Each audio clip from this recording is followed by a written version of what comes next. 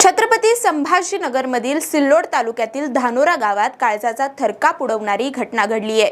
शेतकरी बाजीराव काकडे यांच्या शेतात गेल्या काही दिवसांपासून नवीन विहिरीचं काम सुरू होतं। या विहिरीचं खोदकाम सुमारे 50 फुटांपर्यंत पूर्ण झालं होतं। सुदैवानं विहिरीला चांगलं पाणीही लागलं होतं। विहिरीचं काम अंतिम टप्प्यात आलं असतानाच एक मोठी दुर्घटना घडली। विहिरीत साचलेलं पाणी काढण्यासाठी बाजीराव काकडे आणि त्यांची 2 मुलं आजीनाथ आणि श्याम काकडे हे विहिरीत उतरले होते। ते तिघेही कामात व्यस्त असताना अचानक विहिरीवरचा कठडा आणि बाजूची माती मोठ्या प्रमाणावर खाली आली। काही समजण्यापूर्वीच मातीचा प्रचंड ढिगारा या तिघांवर कोसळला।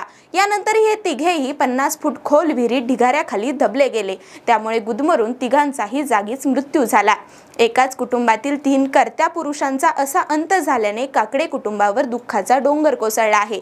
तसेच धानोरा परिसरात या घटनेमुळे मोठी शोककळा पसरली आहे। प्रशासनाकडून पुढील पंचनाम्याची प्रक्रिया सुरू आहे।